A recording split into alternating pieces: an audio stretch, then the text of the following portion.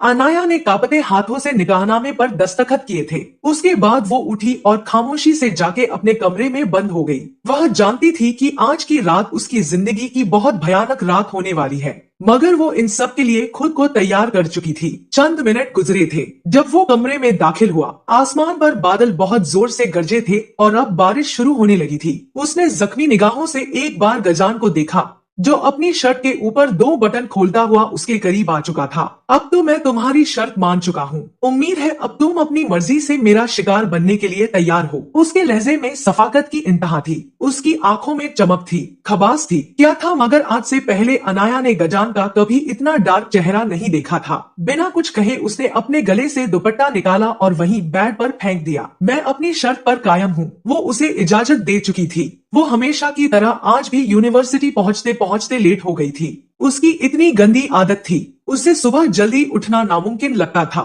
जब वो क्लास में दाखिल हुई तो पहले से ही प्रोफेसर क्लास में थे। मैं कमिन सिर झिझकते हुए पूछा। प्रोफेसर ने आने की इजाजत दी तो वो अंदर दाखिल हुई। सारी क्लास फुल हो चुकी थी। उसने देखा बस रजा के साथ वाली सीट खाली थी। शुक्र अदा किया और ढप करती रजा के साथ ही बैठ गई। उसे देखते राजा मुस्कुराया। कब अपनी हरकतों से बाहर जाओगी, जल्दी आ जाए करो। राजा बहुत अच्छा था। वो सारी क्लास के लड़कों से ज्यादा शरीफ, सुलझा हुआ, नेक और समझदार था। किसी से कभी भी बदतमीजी और झगड़ा नहीं करता था। इसलिए अनाया की बस उसी के साथ बनती थी। क्या करूँ यार, मैं खुद अपनी इस आदत से बहुत तंग हूँ। वो भी धीमे है जमे बोली। प्रोफेसर उन दोनों को ही देख रहा था। मिस नाया, अगर आप आ ही गए हैं तो प्लीज जरा लेक्चर की तरफ मतवज्जा हो जाए। सारी क्लास में दबी दबी सी हंसी गूंजी थी। वो हद जलसी होती है। पढ़ाई की तरफ मतवज्जा हो गई थी। लेक्चर लेने के बाद प्रोफेसर क्लास से बाहर निकल गए तो वो सुकून से कुछ इजी होती टेक लगाए बैठी। रजा, तुमने मैथ के नोट्स बनाए तो प्लीज मुझे दे दो, मुझे कुछ समझ नहीं आती जल्दी से। उसने अपना हाथ फैलाया तो रजा ने उसके हाथ पर अपने बैग से निकालते हुए नोट्स रखे। कभी खुद भी पढ़ लिया करो,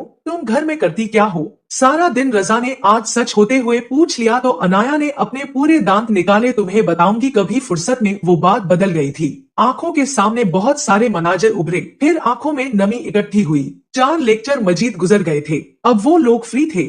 चलो न रजा, कैंटीन में कुछ खाने चलते हैं। वो जो बैठा संजीदगी से अपनी पढ़ाई कर रहा था, अनाया का बार बार बाजू हिलाने पर डिस्टर्ब हो रहा था। प्लीज अनाया, यह मेरी असाइनमेंट लास्ट पे है, मुझे तंग मत करो। अनाया का पूरा मुंह खुल गया। अब इस तरह मत करो राजा, प्लीज चलो न चलते हैं, बाद में आके अपनी असाइनमेंट पूरी कर लेना। उसने बहुत प्यार से कहा। प्लीज रजा उठो न। अब वो उसका गाल थपथपा रही थी। ना चाहते हुए भी रजा को उठना पड़ा। वो दोनों कैंटीन में बैठे खाना खा रहे थे। अनाया उसके साथ बातों में मशरूफ थी। एक बात तो बताओ, तुमने कभी भी अपने वालिदैन के बारे में कुछ नहीं बताया। तुम्हारे पेरेंट्स कहाँ हैं, कैसे हैं, तुम लोग कहाँ रहते हो, किस तरह के हालात हैं? वो जैसे एक्साइटेड सी होती है, सारी बात जानने की कोशिश में थी। राजा ने उसे बहुत गहरी नजरों से देखा।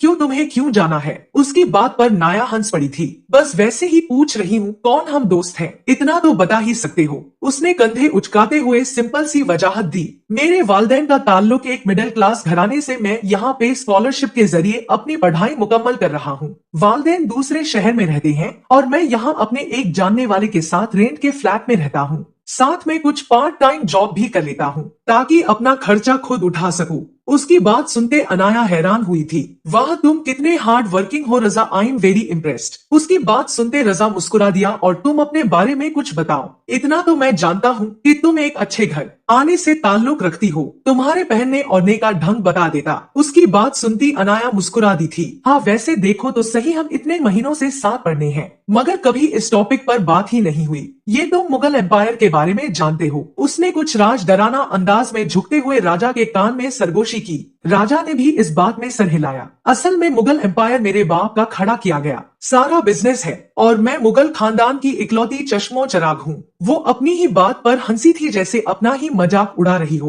राजा की आंखें हैरत से पूरी फैली थी। क्या तुम इतनी अमीर हो? अभी 2 कदम ही चले थे जब न जाने कहां से सड़क के दोनों तरफ से 45 गार्ड निकाल के आए। उन्होंने एक झटके से ड्राइवर के सर पे गन रखी। यह मंजर देखते अनाया की चीखें निकाल गई। 2 गार्ड्स गाड़ी की तरफ आए, दरवाजा खोला, अनाया को बाहर निकालने का किया। वो अपने दोनों हाथ उठा गई। प्लीज देखो, जो भी चाहिए ले लो, मुझे मुझे हाथ मत लगाना। वो घबरा सही गई थी। इस तरह की सिचुएशन का सामना उसने कभी नहीं किया था। अगले ही पहले गार्ड ने उसके चेहरे पर कुछ स्प्रे किया और फिर वो होशो हवास से बेगाना हो गई। दूसरे गार्ड ने पिस्टल को जोर से ड्राइवर के सर पर दे मारा। ड्राइवर वही होशो हवास से बेगाना हो गया। फिर वो अनाया को अपनी गाड़ी में डालते वहां से निकलते चले गए। जब ड्राइवर अंकल को होश आई तो शाम का अंधेरा फैल गया था। उन्होंने जैसे ही यह बात जाकिर मोहल को बताई, जाकिर मोहल तो जैसे आग बकोला हो गया। बेशक वो अपनी बेटी से इतना प्यार मोहब्बत नहीं करता था, मगर थी तो बेटी, और अपनी बेटी की किडनैपिंग का मतलब एक स्कैंडल होना,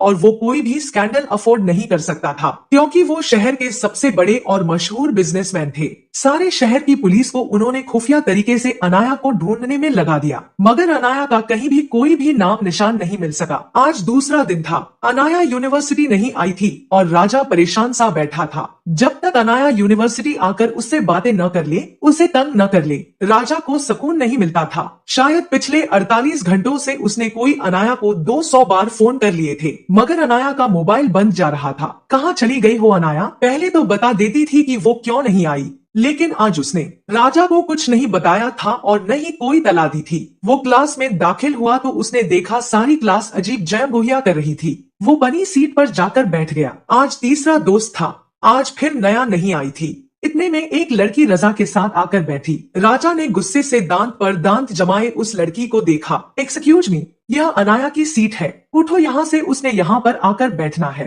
राजा कुछ गुस्से से बोला था, क्योंकि हमेशा ही वो अपनी सीट अनाया के साथ शेयर करता था। और रजा, क्या हो गया? अनाया नहीं आएगी? तुमने वो न्यूज नहीं सुनी? अनाया की नाक हो गई है। अल्फाज थे के पिघलता हुआ सीसा जो राजा को अपने कानों में ज्यादा महसूस हुआ। क्या बकवास कर रही हो? अगर वो 2 दिन यूनिवर्सिटी में आई तो तुम लोग क्या खुद ही से ऑल फॉलमन घड़क कहानी बना के बैठ गए हो? उसने सारी क्लास को देखते हुए ऊंचे लहजे में कहा और सारे हंस पड़े। अरे, इतने बड़े शख्स की बेटी है, और ऐसा शख्स जो बिजनेस की दुनिया में बेताज बादशाह कहलाया जाए, तो फिर उनके हजारों दुश्मन भी होंगे, और उनकी इकलौती बेटी है अनाया मुगल। क्या उसने तुम्हें नहीं बताया? नहीं, उसने कैसे बताया होगा भला? तुम्हारा और उसका कोई मैच थोड़ी है। तुम ठहरे, एक मिडिल क्लास से सिंपल से लड़के और वो महलों में रहने वाली शहजादी, उसे भूल जाओ। राजा और हम पर ध्यान दो, हम भी तो इतनी खूबसूरत लड़कियां हैं। और फिक्र मत करो, हमारे वालिदैन नाया के वालिद की तरह बहुत अमीर नहीं है, मगर फिर भी तुम्हें दामाद तो बना ही लेंगे। वो सारी खिलखिला के हंस पड़ी थी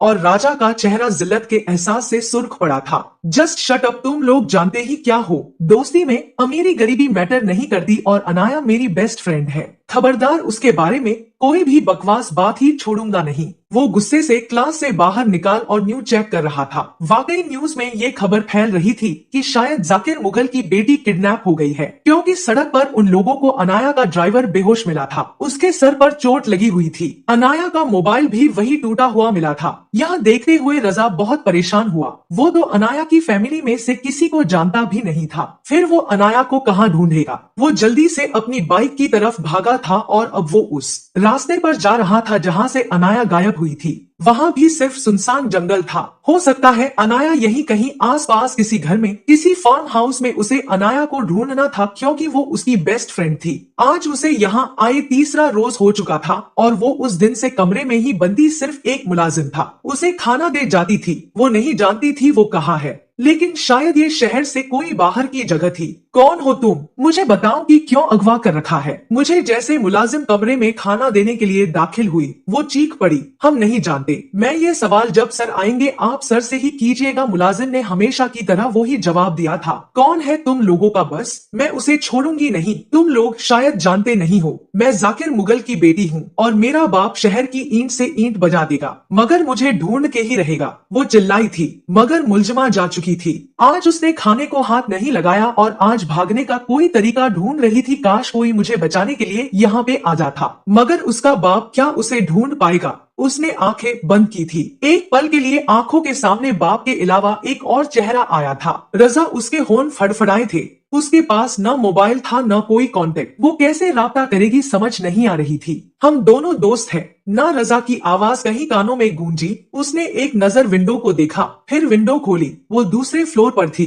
वो नीचे कैसे जाए समझ नहीं आ रही थी। फिर उसने एक नजर बेडशीट पर डाली है, यह मेरे काम आ सकती है। वो भी फिर नया मुगल थी, हार मानना तो सीखा ही नहीं था। जल्दी से बेडशीट को बालकनी के साथ बांधने के बाद वो उससे लटकती हुई बहुत मुश्किल से नीचे पहुंची। वो वाकई कोई फार्म हाउस था। वो आसपास देखती हुई भाग रही थी, लेकिन फार्म हाउस था के खत्म होने का नाम नहीं ले रहा था। बिल आखिर उसे गेट नजर आ ही गया, मगर वहाँ पर गार्ड बैठे हुए थे और अब गार्ड्स की नजर से बच बचा के जाना बहुत मुश्किल था। कुछ देर सोचती रही कि क्या करे। फिर उसे एक आइडिया आया। वो पास ही वहाँ एक दरख्त के पीछे गई और वहाँ पर जमीन पर पड़े मिट्टी के कुछ टुकड़े उठाए। अब वो उन टुकड़ों को जोर से दीवार पर मारने लगी, लेकिन आवाज इतनी अच्छे से नहीं निकल रही थी। उसे कुछ सख्त चाहिए था, कोई कंकर और पत्थर वगैरह। कुछ देर वो मजीद अंधेरे में तलाश करती रही, क्योंकि रात अपने आखिरी पहरों में थी। उसके हाथों में 23 छोटे छोटे पत्थर के टुकड़े आ गए थे। उसने पूरी कुव्वत से उन टुकड़ों को दीवार में मारा के शोर पैदा हो।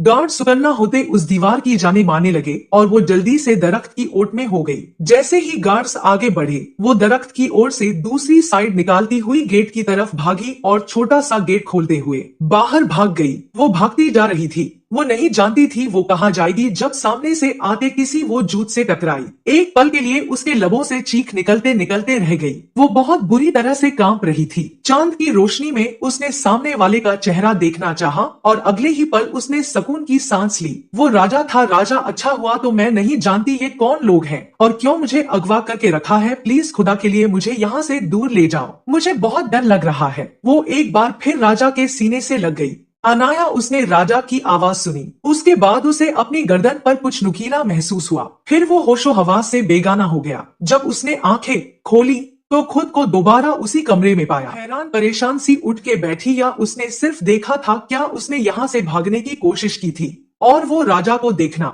वो सिर्फ ख्वाब था। वो अपनी बेबसी पर रोने के सिवा और क्या कर सकती थी? अगले ही पल कमरे की लाइट जल उठी।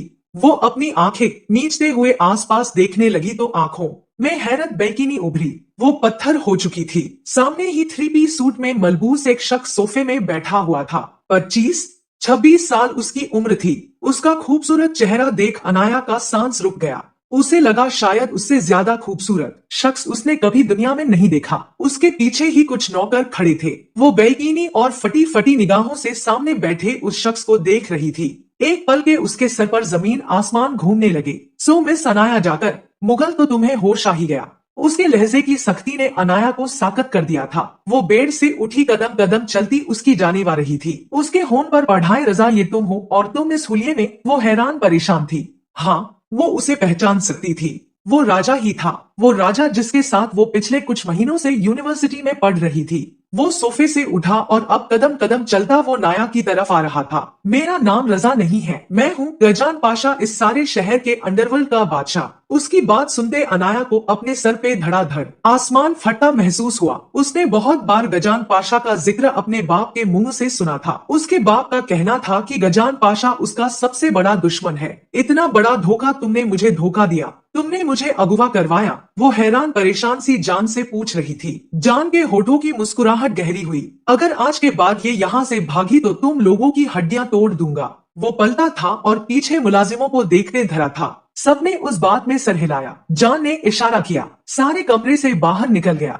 अब सिर्फ वो और अनाया कमरे में रह गया। तुम तो मेरे दोस्त थे राजा, तुमने इतना बड़ा धोखा दिया मुझे। इसका मतलब वो गरीब होना, वो मासूमियत और शराफत का ढोंग रचना, वो सब कुछ तुम्हारी प्लानिंग थी। वो फट पड़ी थी। यकीन नहीं हो रहा था कि उसे धोखा देने वाला कोई और नहीं, राजा था। उसकी आंखों में टूटे हुए अरमानों की किरचियां सी खुल गई। वो उसकी जाने पे कदम लेने लगा। उफ, ये शरीफ बनने की एक्टिंग करना बहुत मुश्किल होता है। सिर्फ तुम्हें शीशे में उतारने के लिए, तुम्हारी नजरों में अच्छा बनने के लिए, अपना इमेज बनाने के लिए मैं राजा बन के यूनिवर्सिटी गया। तुम्हारे करीब रहा, तुम्हारे बारे में सब कुछ जाना, तुम्हारी रूटीन, तुम्हारी पसंद नापसंद, तुम्हारे बाप की कमजोरी। तुम पर हमला करना बहुत आसान था नाया। तुम सीधी शादी साफ टारगेट थी। उसकी बात सुनते नाया का सांस रुकने लगा था। यकीन नहीं हो रहा था वो किस शख्स को दिल दे बैठी। तुम दोस्त नहीं हो, तुम दोस्त के नाम पर धब्बा हो। धब्बा रसा, वो चिल्लाई थी। वो मजीद उसकी जाने बढ़ा। अब तुम्हारे बाप से बदला लेने के लिए तुम ही वाहिद हथियार थी, तो क्या करता। तुम्हारे बाप ने मेरा बहुत बड़ा नुकसान किया है। तुम्हारे बाप की वजह से मेरे बाप की मौत हुई और मैं यकीन हो गया, अपने माँ बाप से बिछड़ गया। तो फिर कैसे मैं तुम्हारे बाप को सुकून से रहने दो। अब उससे बदला लेने के लिए तुम मेरा बेहतरीन हथियार हो। उसके करीब आता उसका गाल सहला रहा था। अगले ही पल अनाया ने उसे खुद से दूर धकेला। खबरदार, अगर तुमने मेरे करीब आने की कोशिश की या मुझे हाथ लगाया, तुम्हारी जान निकाल दूंगी मैं। वो चिल्लाई थी।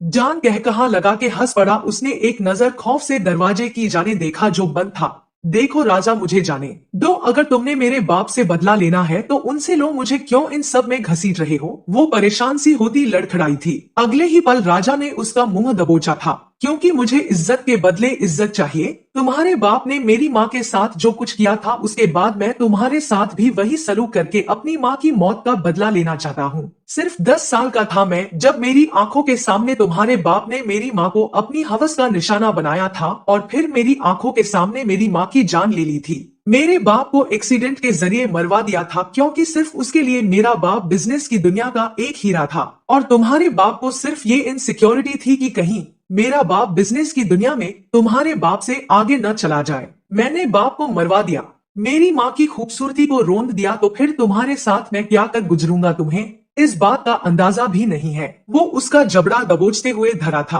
अनाया के सारे वजूद में खौफ सिरायत कर क्या वो कहाँ फंस गई थी। खुदा के वास्ते ये मत करना, दूर रहो मुझसे राजा, तुम्हारी माँ का वास्ता, मैं भी एक औरत हूँ। तुम कैसे मेरी इज्जत के साथ खेल सकते हो।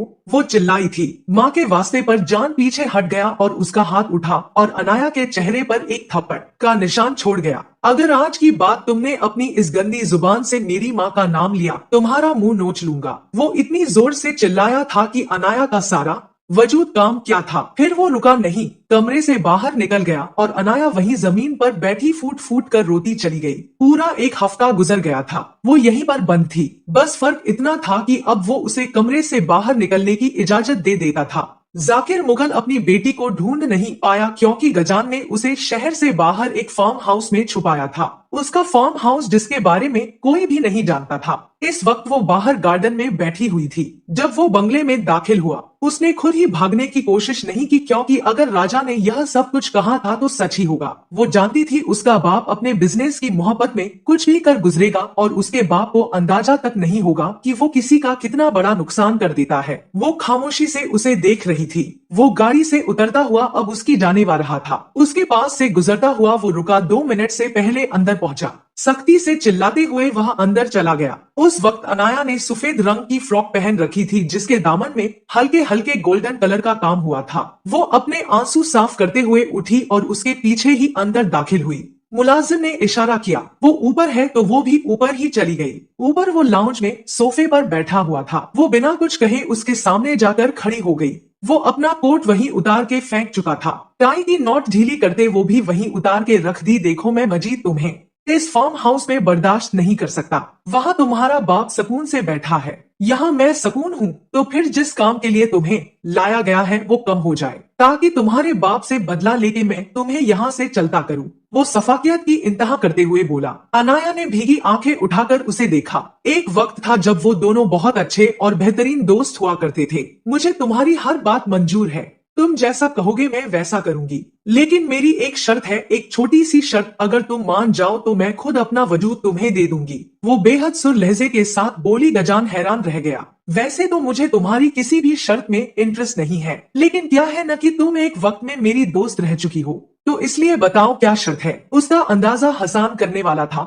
लता, मुझसे निकाह कर लो, उसके बाद बेशक मेरे जिस्म को नोच डालना, मैं तुम्हें उफ तक नहीं कहूंगी। उसकी बात सुन के गजान का दिमाग भग से उड़ा। तुम्हारी औकात है कि तुम गजान पाशा की बीवी बना। उसने किस कदर तनक्कुर और नफरत से कहा था कि अनाया के लोगों को एक तंजिया मुस्कान ने छुआ। जब तुमने पहली बार बताया कि तुम एक मिडिल क्लास फैमिली से ताल्लुक रखते हो, तो मेरे दिमाग में जानते हो पहला जुमला क्या आया था। जब अपने घर जाकर अपने बाप से बात करूंगी कि मुझे राजा बहुत अच्छा लगता है, मैं उससे शादी करना चाहती हूँ, तो मेरा बाप कहेगा कि क्या उस मिडिल क्लास रजा की औकात है कि वो अनाया मुगल का शहर बने। लेकिन फिर भी मैं तुमसे शादी करना चाहती थी, इस वजह से कि शायद मेरा दिल तुम पर आ गया था। मुझे तुमसे मोहब्बत हो गई थी, लेकिन नहीं, अब मुझे तुमसे मोहब्बत नहीं है। राजा, अगर तुम चाहते हो कि मेरे बाप से बदला लो तो मैं खुद तुम्हारी मदद करूंगी, लेकिन सिर्फ एक शर्त है, तुम्हें मुझसे निकाह करना होगा। उसके बगैर मैं तुम्हें अपना वजूद छूना तो दूर, हाथ भी नहीं लगाने दूंगी। अगर तुम निकाह के लिए मान जाते हो तो बेशक मेरी जान भी ले लेना, मैं मान जाऊंगी। फिर मैं कभी तुम्हारी जिंदगी में दखल अंदाजी भी नहीं करूंगी, तुम्हें कभी नजर भी नहीं आऊंगी। बेशक तुम मुझे निकाह नामा भी मत देना, बेशक तुम कोई सबूत भी मत छोड़ना, मैं तुम्हारे निकाह में हूँ। लेकिन बिना निकाह के तुम मुझे हाथ लगाने के बारे में सोचोगे तो मैं खुदा की कसम अपनी जान ले लूंगी। और तुम जानते नहीं हो, जब एक लड़की अपनी इज्जत की हिफाजत करने पर आती है न, तो फिर वो जान की कुर्बानी देना ज्यादा आसान समझती है। उसके लहजे में इतनी सख्ती थी कि गाजा इम्प्रेस हुए बिना नहीं रह सका। दाद देने के अंदाज में उसने दोनों हाथों से तालियां बजाई, फिर सोफे से उठा कदम कदम चलता वो अनाया की जाने बढ़ा था और अनाया एकदम से पीछे हो गई। उसके हाथ में एक चाकू था जो उसने यही किचन से उठाया था। अगले ही पल उसने वो चाकू अपनी शहर पे रख लिया। तुम मेरे दोस्त रहे हो, इसलिए तुम्हें बहुत प्यार और मोहब्बत से कह रही हूँ कि तुम अभी जानते नहीं हो यह अनाया मुगल क्या चीज है। एक भी कदम अगर अब तुमने मेरी तरफ बढ़ाया तो खुदा की कसम मैं अपना गला काट लूंगी। वो बिना डरे बिना घबराए बोली थी, क्योंकि जान गई थी कि यह शख्स इतने महीनों से उसके साथ अपने चेहरे पर मखौटा पहने घूम रहा था तो उसे उस पर कोई भी रहम नहीं आएगा। गजान हंस दिया,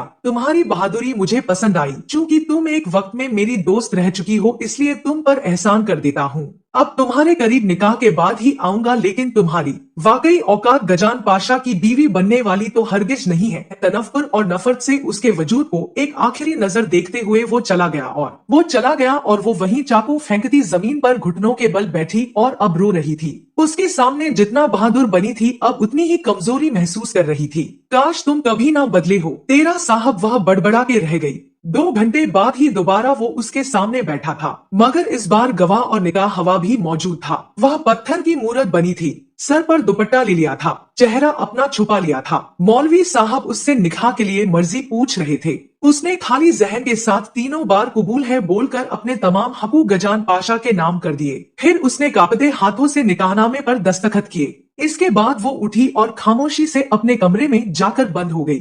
वो जानती थी आज की रात उसकी जिंदगी की बहुत भयानक रात होने वाली है, मगर वो इन सब के लिए खुद को तैयार कर चुकी थी। चंद मिनट गुजरे थे, वो कमरे में दाखिल हुआ। आसमान पर बादल बहुत जोरों से गरजे हैं और अब बारिश होनी शुरू हो गई थी। उसने जख्मी निगाह से एक बार जान को देखा, जो अपनी शर्ट के ऊपरी 2 बटन खोलता हुआ उसके करीब आ चुका था। अब तो तुम्हारी शर्त मान चुका हूँ, उम्मीद है अब तुम अपनी मर्जी से मेरा शिकार बनने के लिए तैयार हो। उसके लहजे में सफाकत की इंतहा थी, उसकी आंखों में चमक थी, खबास थी। क्या था मगर आज से पहले नाया ने रजा का कभी भी इतना डार्क चेहरा नहीं देखा था। बिना कुछ कहे उसने अपने गले से दुपट्टा निकाला और वहीं बेड पर फेंक दिया। मैं अपनी शर्त पर कायम हूँ। वो उसे इजाजत दे चुकी थी कि आओ और नोच लो मुझे। जान के एक तंजिया मुस्कुराहट ने छुआ। वो कदम कदम चलता उसके पास पहुंचा, झटके से उसकी कमर में एक हाथ डाले, उसे अपने इतने करीब कर गया कि नायक उसकी साथ से अपने चेहरे पर झुलसती हुई महसूस होने लगी। उसकी आंखें बंद हो रही थी, उसका सर जो कुछ देर पहले दर्द से फट रहा था, अब उसमें एकदम से सुकून आ गया। उसे गजान की साथ से अपने और मजीद करीब महसूस होने लगी। उसकी आंखें बंद हो रही थी, सके होंठों पे झुका था, उसके हर एक लम्स में शिद्दत थी। अनाया का जहन तारीकी में जाने से पहले एक बार पूरा खुल गया। अब उसके गले पर झुका हुआ वहां अपनी शिद्दतें छोड़ रहा था। अनाया के लबों से एक सिसकी निकल गई, उसकी आंखें बंद हो रही थी। रजा, मैं तुम्हें कुछ बताना चाहती हूँ। जैसे मरने वाला किसी को अपनी आखिरी बात बताता है, उसने वैसे ही बोला था। राजन एकदम से चौंका। उसने देखा कि अनाया का सहारा जिस्म ढीला पड़ गया है। अनाया, तुमने अपने साथ कुछ खाया है क्या? तुमने उसका गाल थपथपाता हुआ पूछ रहा था। अनाया के लोगों को एक मुस्कुराहट ने छुआ। फिक्र मत करो, जहर नहीं खाया। तुमने मेरी शर्त मानी थी, इसलिए अब मैं तुम्हारी हर बात मानूंगी। बस मेरे सर में बहुत तेज दर्द उठ रही थी, मैंने सिर्फ सर दर्द की गोलियां खाई है। जान के चेहरे पर गुस्से के नहीं, उस वक्त फिक्रमंदी के तार चुराते कौन सी गोलियां खाई है, कितनी गोलियां खाई है, वो परेशान सा पूछ रहा था। अनाया का दिमाग अब गुनुदगी में जा रहा था, मगर वो बेहोश नहीं होना चाहती थी। शायद 5 या 6, मुझे लगता है, मुझे नींद आ रही है। और जान का दिमाग भग से उड़ा। बेवकूफ लड़की, एक साथ कौन 56 गोलियां खाता है? 1 या 2 खाती तो काफी था। वो गुस्से से डांट रहा था। अनाया के होठों को मुस्कुराहट ने छुआ। मैं सालों से पुरस्कून नहीं सोई रजा, मैं सुकून से सोना चाहती हूँ, लेकिन मुझे लगता है अब अगर मेरी आंखें बंद हो गई तो मैं कभी भी आंखें नहीं खोल पाऊंगी। इसलिए मैं तुम्हें कुछ बताना चाहती हूँ। उसका सारा वजूद ठंडा पड़ रहा था, उसे ठंडे पसीने आ रहे थे। गाजा ने जल्दी से उसे बेड पर लिटाते उसके ऊपर ब्लैंकेट दिया। वो सारी ठंड से कांपने लगी थी। उसने गजान की शर्ट को मुट्ठियों में दबोचा और वो उसके पास ही बेड पे बैठ गया। तुम मुझसे पूछा करते थे कि मैं आखिर हर रोज सुबह लेट क्यों उठती हूँ, घर में क्या करती हूँ, पढ़ती क्यों नहीं हूँ, तो मैं तुम्हें बताना चाहती हूँ कि मैं बहुत अकेली हूँ। राजा, मेरे बाप ने कभी मुझसे प्यार नहीं किया। तुम उस बाप का बदला मुझसे ले रहे हो। वो बाप जिसने कभी मुझे प्यार से गले नहीं लगाया, मुझे कभी बेटी नहीं कहा क्योंकि उसे तो बेटा चाहिए था। यकीनन वो अपने होश में नहीं थी। वो आहिस्ता आवाज में बड़बड़ा रही थी। जान खामोशी से उसे ब्लैंकेट में कवर करता हुआ उसकी सारी बातें सुन रहा था। मैंने सालों पहले अपनी माँ को खो दिया। मुझे आज भी वो दिन याद है जब मेरे बाप ने मेरी माँ पर हाथ उठाया था, मेरी माँ को थप्पड़ मारा था और फिर मेरी माँ सीढ़ियों से लड़खड़ाती हुई गिरी। वो जमीन पर गिरी हुई तड़प रही थी, लेकिन मेरे बाप में इतनी भी इंसानियत नहीं थी कि मेरी माँ को हॉस्पिटल ले जाता। वो सफाक था। वो सफाक दरिंदा बना मेरी माँ को तड़प के मरते हुए देखता रहा। मैं महज 4 साल की बच्ची थी जब मैंने अपनी माँ को अपनी आंखों के सामने मरते देखा। मुझे तब से हर मर्द से नफरत हो गई, लेकिन तुमने मुझे इस बात का एहसास दिलाया कि हर मर्द बुरा नहीं होता। तुम मेरी जिंदगी में आए, मुझे तुमसे मोहब्बत होने लगी, लेकिन आज तुमने साबित कर दिया कि हर मर्द एक जैसा होता है। तुम मुझे नोच लो, अपने माँ बाप की मौत का बदला ले लो, मेरे बाप को तबाह करने के लिए मुझे इस्तेमाल कर लो, लेकिन तुम्हें एक बात बताओ, मेरे बाप को फर्क नहीं पड़ेगा। इनफैक्ट वो मुझे जान से मार देगा, उसे फर्क नहीं पड़ता मैं जीव मरूं। उसने कभी जानने की कोशिश नहीं की कि मेरी माँ के मरने के बाद मैं कैसे रही। औलाद को प्यार देना बहुत बड़ी चीज होती है, सिर्फ उसकी ख्वाहिशें पूरी करते रहना ये वाले दान का फर्ज नहीं होता। मैं बहुत टूटी बिखरी हूँ अंदर से। तुम तो मेरा दिल चीर के देखोगे, तुम्हें मेरा दिल टूटा हुआ मिलेगा। वो रो रही थी, उसकी आंखों से आंसू बहते जा रहे थे, आंखें बंद हो रही थी, अपने होश में नहीं थी और जान का सांस रुक गया था। वो खामोशी से उसे बोलते सुन रहा था। उसने गजान के दोनों हाथ मजबूती से पकड़े थे, कभी उसकी शर्ट को पकड़ रही थी, कभी उसके सहारे आंखें खोलने की कोशिश कर रही थी। मुझे रातों को खौफनाक ख्वाब आने लगे थे। बार बार अपनी आंखों के सामने अपनी माँ को मरते देखती थी तो मुझे आधी रातों को खौफ से नींद नहीं आती थी। मैं सारी रात बहुत बेसुकून रहती थी। बहुत मुश्किल से 4 बजे के बाद जाके मेरी 23 घंटे आंख रखती थी, इसलिए मैं हर रोज यूनिवर्सिटी से लेट हो जाती थी। मैंने जिंदगी के 20 साल तकलीफों में गुजार रहे हैं रजा, लेकिन जब तुम मेरी जिंदगी में आए मुझे लगा शायद ये शख्स मुझे समझता है, लेकिन नहीं, तुमने मुझे गलत साबित कर दिया। हर मर्द सिर्फ औरत पर अपनी हाकमियत उतारने के लिए होता है। औरत के वजूद पर अपनी मर्दानगी दिखाने के बाद हर शख्स अपनी राह चल पड़ता है, चाहे वो कोई भी हो। अब वो हंस रही थी जैसे खुद का मजाक उड़ा रही हो। वो शख्स मुझसे बिल्कुल प्यार नहीं करता। मुझे लगता था शायद तुम मुझसे प्यार करते हो, लेकिन नहीं, तुम भी नहीं करते। मैं तुमसे एक दरख्वास्त करूं, प्लीज पूरी करना। वो एक बार फिर थोड़ा सा ऊपर उठी हुई अब रजा के चेहरे के पास हो रही थी। जब तुम्हारा बदला पूरा हो जाए तो प्लीज मुझे ऐसे छोड़ना मत, मुझे मार देना। मैं तुम्हारी आसान बन रहूंगी, क्योंकि अब इस दुनिया में जिंदा रहना बहुत मुश्किल है। इतना कहते हुए उसकी आंखें बंद होने लगी थी, पलकों पर बोझ बहुत बढ़ गया था। अनाया सो जाओ, मुझे तुम्हारी तबीयत ठीक नहीं लग रही, वो बहुत मुश्किल से बोला था। गले में आंसुओं का गोला अटक गया था। वो ये क्या करने जा रहा था। अनाया आंखें बंद कर गई। फिर उसके बाद उसे कोई होश नहीं रही कि वो कहाँ थी, क्या कर रही थी, कुछ याद नहीं रहा। जान परेशान सा उसके पास बैठा था। उसे उम्मीद नहीं थी कि वो अपनी जिंदगी में इस कदर तकलीफों से गुजर रही होगी। अब उसे खुद पर गुस्सा आ रहा था। उसमें और जाकिर मुगल में क्या फर्क रहता, वो भी तो वही बनने जा रहा था। उसके लबों से फौरन तौबा निकाली थी, फौरन माफी निकली थी। अनाया पर अच्छे से कंबल उड़ाने के बाद उसने अनाया के माथे पे लब रखे। शुक्र है तुमने मुझे वक्त रहते रोक लिया, वरना यह मैं क्या करने वाला था। शुक्र है मेरी आंखें खुल गई। उसकी आंखों से 2 आंसू टूट के गिरे थे और अनाया के माथे पर फिसलकर उसे घुटन होने लगी थी। वो कमरे से बाहर निकल आया। सुबह जब अनाया की आंखें खुली तो दिन के 10 बज रहे थे। कमरा मुकम्मल तौर पर अंधेरे में डूबा हुआ था, जैसे उसने जिंदगी में बहुत अरसे बाद इतनी अच्छी और पुरस्कून नींद ली थी। वो सोकर उठी तो देखा वो मुकम्मल तौर पर कंबल से कवर थी। कमरा सारा खाली था, कमरे में अंधेरा था, बस नाइट बल्ब की रोशनी जल रही थी। अनाया ने कुछ पल के लिए अपने हवास बहाल किए याद करना चाहा। क्या हुआ हुआ था वो कहाँ थी। फिर आहिस्ता आहिस्ता सब कुछ याद आता। क्या उसकी आंखों के सामने कल रात के धुंधले मनाजर नुमाया थे? तो क्या वो अपना बदला लेकर जा चुका? अनाया ने हैरान होते हुए सवाल पूछा। वो भी बेड पे बैठी यह सब सोच ही रही थी जब कमरे का दरवाजा बहुत आराम से खुला और वो कमरे में दाखिल हुआ। शायद उसने यह सोचा था कि अनाया सो रही होगी, मगर वो उठ गई थी। उसे जागते देख के गजान ने नाश्ते की ट्राली अंदर की और कमरे का दरवाजा बंद कर दिया। वो हैरानी से उसे देख रही थी जिसने आज 3 पीस सूट नहीं पहना था बल्कि सिंपल सी शर्ट और ट्राउजर पहनी थी। बिल्कुल उस हुलिये में था जिस हुलिये में अक्सर वो यूनिवर्सिटी में आया करता था। वो हैरान परेशान सी उसे देख रही थी। वो ट्रॉली उसके पास ही बैठ पर लेके आ गया। तो तुम मर गई, चलो फ्रेश हो जाओ, फिर नाश्ता कर लो। वो भी भरी निगाहों से उसे देख रही थी। क्या तुम मेरे साथ कोई मजाक कर रहे हो? उसने हैरान होते हुए पूछा। तो राजा ने न में सर हिलाया। तुम्हें लगता है कि मैं तुम्हारे साथ मजाक कर सकता हूँ? संजीदगी से कहने पर नाया फौरन खामोश हो गई। कल रात क्या हुआ था? उसने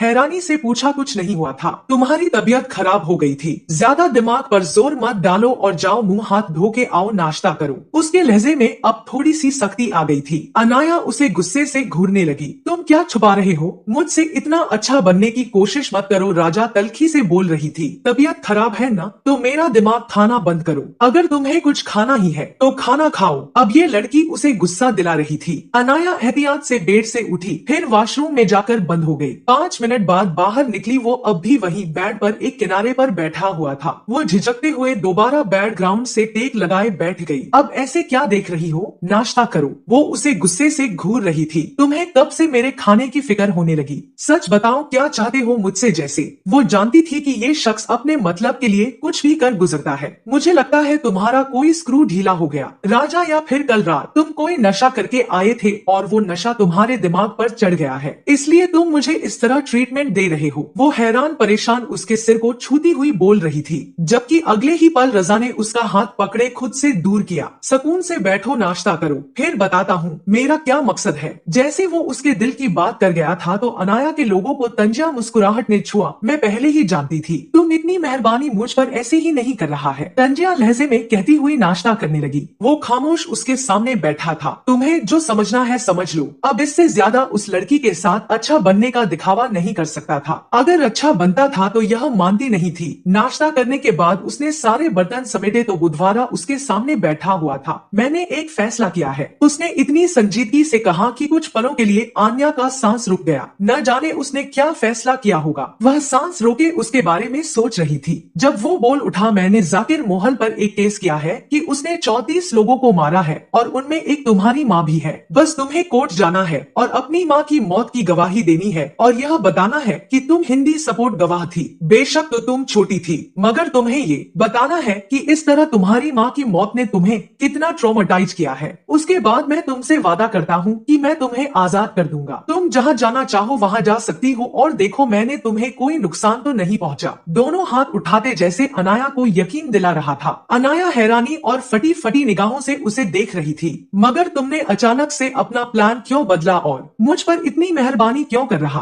अनाया ने दूर सवाल पूछा। मेरे ख्याल से तुम्हें जितना कहा है उतना करना चाहिए। हम लोग कल कोर्ट जा रहे हैं तो बेहतर होगा कि वकील के सामने क्या बताना है उस बारे में सोचो। वो आखिरी बात गुस्से से कहते हुए कमरे से बाहर निकल गया और अनाया जहाँ थी वहीं की वहीं परेशान और साकत बैठी रह गई। अब वो क्या करने के बारे में सोच रहा था। उसने ऐसा क्यों किया? बहुत सारे सवाल थे जो नया के दिमाग में घूम रहा था। अगले दिन वो उसके साथ खामोशी से कोर्ट जा रही थी। पता नहीं उसने एक ही रात में क्या से क्या फैसला कर लिया। इस बारे में नया कुछ नहीं जानती थी। वो ड्राइविंग कर रहा था। वो खामोशी से उसके साथ बैठी थी। वो मुख्तलिफ हिदायत दे रहा था कि तुम्हें वकील के सामने यह सवाल और जवाब देने। वो खामोशी से उसकी बात सुन रही थी। अदालत लग चुकी थी। सामने उसके बाप को कटहरे में खड़ा किया जा रहा था और अब वकील इस बात का इल्जाम लगा रहा था कि जान ने इनाया को किडनैप किया था और अब वो अनाया का मिसयूज कर रहा है। उसका बाप उसके सामने खड़ा था। सच बताओ अनाया, उसके बाप ने बहुत मन से कहा था जैसे उन्हें पता हो कि अनाया अपने बाप के खिलाफ कुछ नहीं बोलेगी। उसे बुलाया गया। मिस अनाया, जाकर पाशा, मुगल, आपको जो भी कहना है प्लीज जरा कटहरे में आंखें हैं। जज की बात पर वो उठी और अब वो उनके सामने खड़ी थी। पहला सवाल हुआ तो बताएं बताएं, आपको क्या सच में गजान पाशा ने किडनैप किया था? उसने एक नजर गजान को देखा जो संजीदा चेहरे के साथ बैठा था। अनाया का सन्नी में हिला और सारे कोर्ट में सन्नाटा छा गया। उससे ज्यादा सन्नाटा उसके अंदर और बाहर छा गया। तो क्या आपको गजान पाशा ने अगवा नहीं किया? एक और सवाल हुआ नहीं तो क्या आप बताएंगे आपको किसने अगवा किया? उसका बाप जब से करवे